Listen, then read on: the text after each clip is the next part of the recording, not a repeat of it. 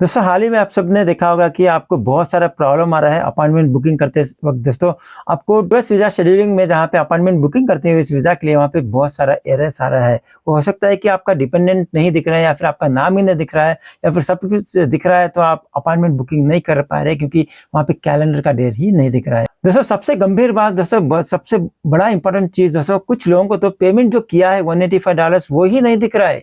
Usually क्या होता था दोस्तों, जब आप पेमेंट करते हैं इंस्टेंटली कुछ मिनट में या फिर कम से कम 30 मिनट्स के अंदर अंदर वो रिफ्लेक्ट हो जाता है क्योंकि वो ऑटोमेटिक पेमेंट है, ऑनलाइन पेमेंट है। हाँ, बैंक जाके करते हैं तो सेम डे या भाई नेक्स्ट डे दिखता है, लेकिन अभी तो दिख ही नहीं रहा है। दोस्तों जो इश्यू चल रहा है अभी वेबसाइट का इश्यू, उस पर एक एक पॉइंट आज डिटेली डिस्कस करेंगे और ये भी बताएंगे कि हम लोगों को अभी क्या करना चाहिए और ये भी बताऊंगा कि कब तक ये इश्यू रिजॉल्व हो सकता है और ये भी बताऊंगा कि ये इश्यू कब तक रिजॉल्व हो सकता है। तो चलिए आज का वीडियो शुरू करते हैं। Tired of watching many YouTube videos on visa tips but still not satisfied? I will help you with my experience and knowledge. Subscribe my channel for regular videos. दोस्तों सबसे पहला इश्यू दोस्तों, एप्लीकेंट नेम इज मिसिंग। आप लोगों का नाम जो applicant है यानी कि आपने अप्लाई किया है फिर आपने किसी और को अप्लाई किया है, वो नाम ही नहीं आ रहा है प्रोफाइल में। किसी किसी चीज में तो दोस्तों डिपेंडेंट नाम ही नहीं आ रहा है। कुछ केसेस में दोस्तों जब लोग आप में से बहुत सारे लोग अपॉइंटमेंट बुकिंग करने की कोशिश करते हैं तब वो पेमेंट के लिए पूछता है एप्लीकेशन। जब पेमेंट करने के लिए कोशिश करते हैं वो आगे ही नहीं बढ़ता है, वहीं पे फ्रीज हो जाता है, वहीं पे हैंग हो जाता है या फिर कभी कभी लॉग आउट भी हो जाता है। दोस्तों सेकंड पॉइंट, दोस्तों लोगों को अलग अलग टेक्निकल एरर आ रहा है। दोस्तों वो एरर कुछ भी हो सकता है। दोस्तों जब उन्होंने कुछ स्टेप करने की कोशिश करते हैं वो आगे ही नहीं बढ़ता है। एरर कुछ भी हो सकता है दोस्तों।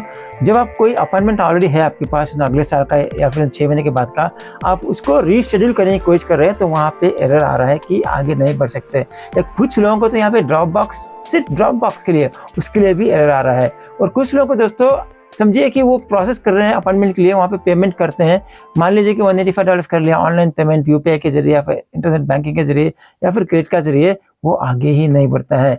और दोस्तों कुछ लोगों के लिए ग्रुप शेड्यूलिंग ज़्यादातर लोग नहीं करते, बहुत कम लोग करते हैं। जब ये ग्रुप शेड्यूलिंग करते हैं उनका भी एरर आ रहा है।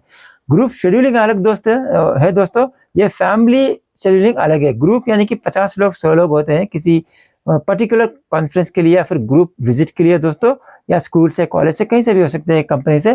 ये फैमिली का ग्रुप शेड्यूलिंग है छोटा भाई, यानी कि एक फैमिली में 2-3 लोग होते हैं यानी कि फादर एंड डिपेंडेंट, वहाँ पे भी कुछ इश्यू आ रहा है। दोस्तों कुछ केसेस में तो जहाँ पे आप अपॉइंटमेंट बुक करते हैं, स्लॉट जाके सिलेक्ट करते हैं, आप ड्रॉप डाउन करते हैं, वहाँ पे तो कैलेंडर नहीं आ रहा है, मतलब डेट ही नहीं दिखा रहे हैं।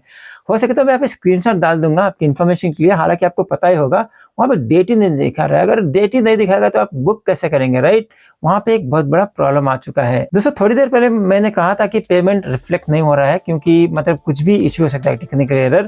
पहले क्या होता था कि एक जमाने में 2 या 3 दिन के बाद पेमेंट रिफ्लेक्ट होता था, क्योंकि क्या होता था कि ज़्यादातर क्या होता था कि तब बैंक में जाके, यानी कि कुछ XYZ बैंक में जाके, सिटी बैंक या एक्सिस बैंक में जाके पेमेंट करते थे, वहाँ पे नंबर लाके वहाँ पे एक्टिवेट करते थे वेबसाइट के जरिए। वो होते 2-3 दिन लगता था दोस्तों। उसके बाद क्रेडिट कार्ड में आया, क्रेडिट कार्ड में भी वही 1-2 दिन लग जाता था।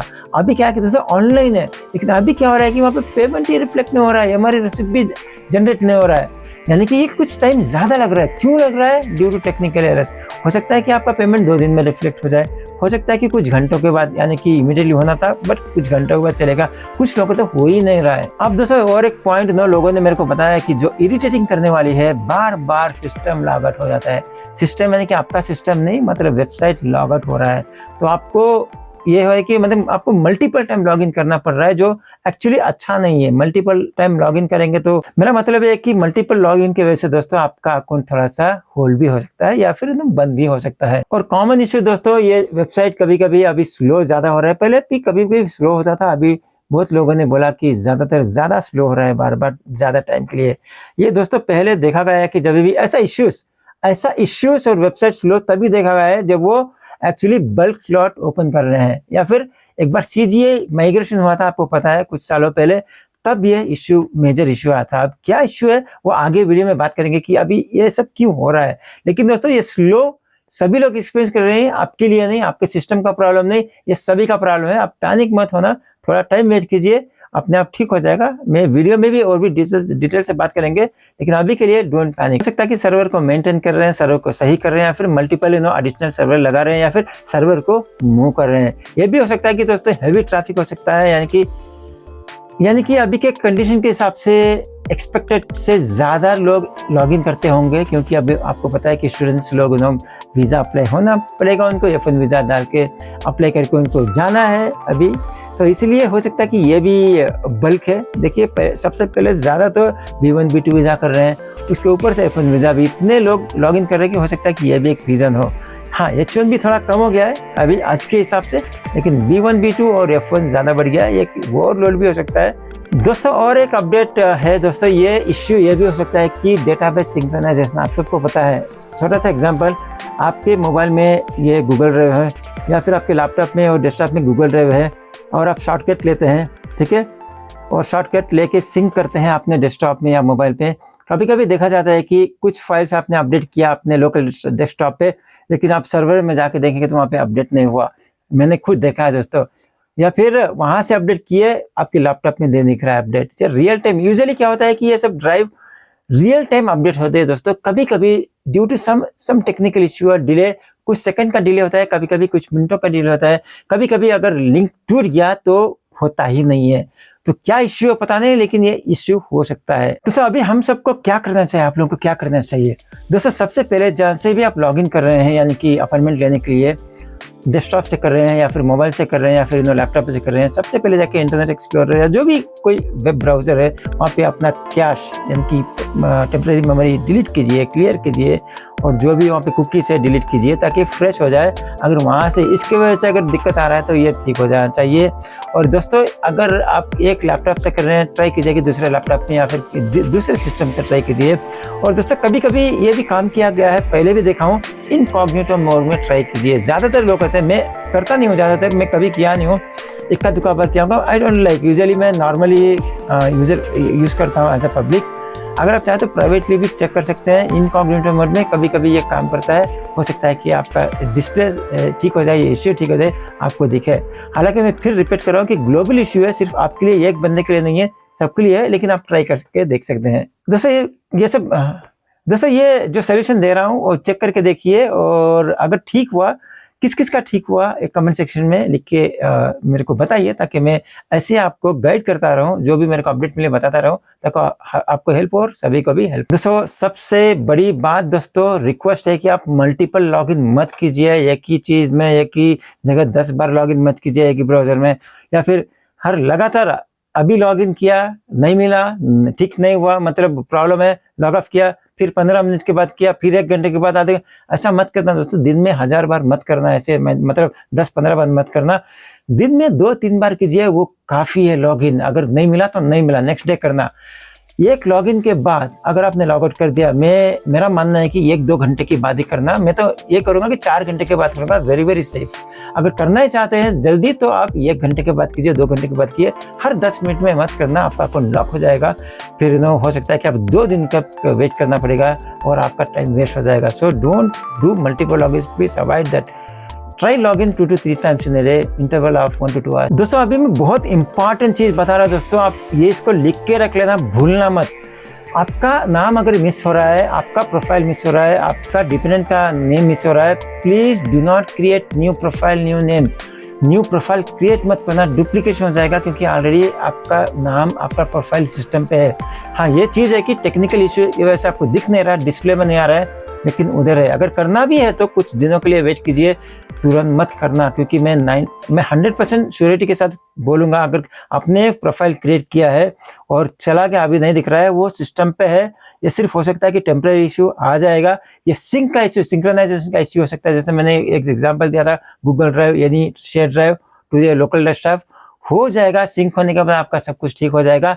फिर भी अगर नहीं हुआ था, अगर आपको करना ही है तो एक चीज़ कर सकते हैं कि आप सपोर्ट टिकट रेज कीजिए वहाँ पे जाके, या तो ईमेल से भी कर सकते हैं, कॉल भी कर सकते हैं सपोर्ट टीम को, या फिर ये लॉगिन करके usvisascheduling.com में वहाँ पे भी सपोर्ट टिकट रेज कर सकते हैं as a feedback button click करके। लेकिन दोस्तों गलती से भी अपना नया प्रोफाइल मत करना। अगर या ये भी नया प्रोफाइल दिख रहा है तो आप सोचते हैं कि मैं डिलीट करके नया करूँगा, वो भी मत करना। वेट कीजिए कुछ टाइम के लिए, ये आ जाएगा, फिक्स हो जाएगा। और दोस्तों क्योंकि आप सपोर्ट टिकट रेज करेंगे, आप यूएस एम्बेसी या सपोर्ट टीम को लिखेंगे आपके इश्यू के लिए रिगार्डिंग, और आप सोल्यूशन मांगेंगे, वो दोस्तों ज़्यादा ये स्क्रीनशॉट बोलूँगा मैं, ज़्यादातर सपोर्टिंग पूछते हैं, ताकि वो इन्वेस्टिगेट करके आपका जो भी प्रोफाइल है उसको ठीक कर सके।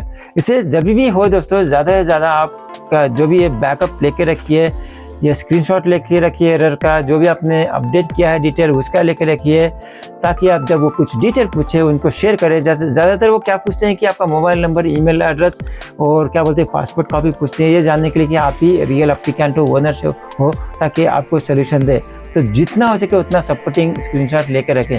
और दोस्तों ये डिटेल, कॉन्फिडेंशियल डिटेल, सपोर्टिंग, ये सब सिर्फ ये यूएस एम्बेसी सपोर्ट टीम को देना है और किसी को नहीं देना है। और दोस्तों ये पेमेंट के बारे में स्पेसिफिकली बात करूं तो पेमेंट यूजुअली, जैसे मैंने कहा, इन टुडेज वर्ल्ड, आज के दिन में इंस्टेंटली 1-2 मिनट के अंदर या मैक्सिमम 5 मिनट के अंदर रिफ्लेक्ट हो जाता है आपके प्रोफाइल के अंदर, मैक्सिमम 30 मिनट्स।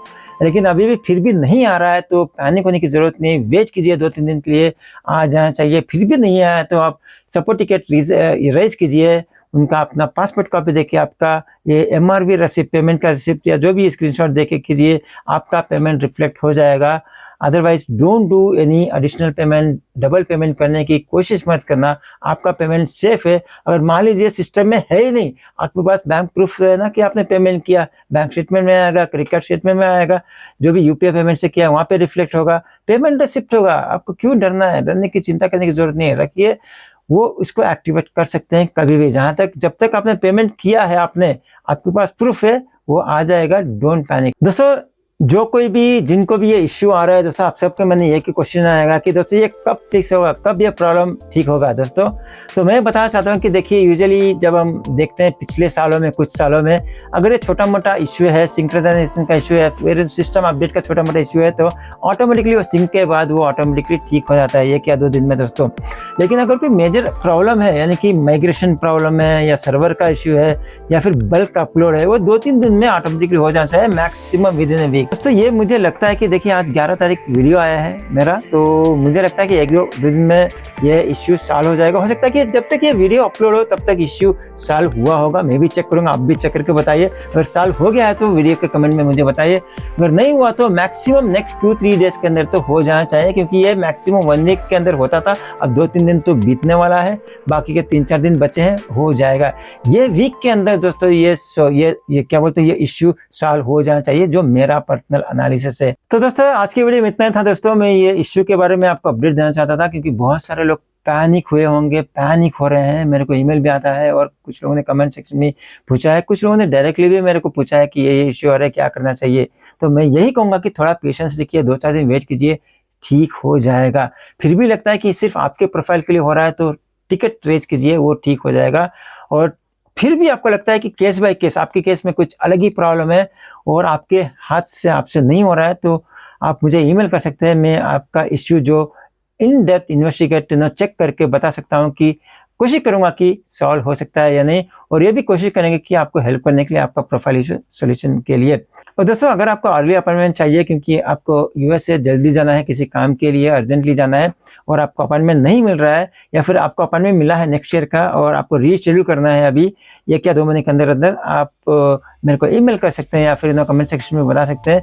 मैं आपकी हेल्प करूंगा कि आपको अर्ली अपॉइंटमेंट दिलवाने के लिए 1 या 2 महीने के अंदर। अभी तो मैं दोस्तों जून जुलाई का अपॉइंटमेंट मिल जाएगा आपको, स्पेशली B1 B2 वीज़ा का दोस्तों। H1B वीज़ा का इस साल का नहीं मिलेगा, नेक्स्ट वन का मिलेगा, नेक्स्ट ईयर का मिलेगा। F1 वीज़ा का कोशिश कर सकते हैं। आज के दिन में दोस्तों B1 B2 वीज़ा का मिल रहा है अर्ली अपॉइंटमेंट, आप चाहे तो ईमेल कर सकते हैं, मैं कोशिश करूंगा कि आपको अर्ली अपॉइंटमेंट दिलवाने के लिए।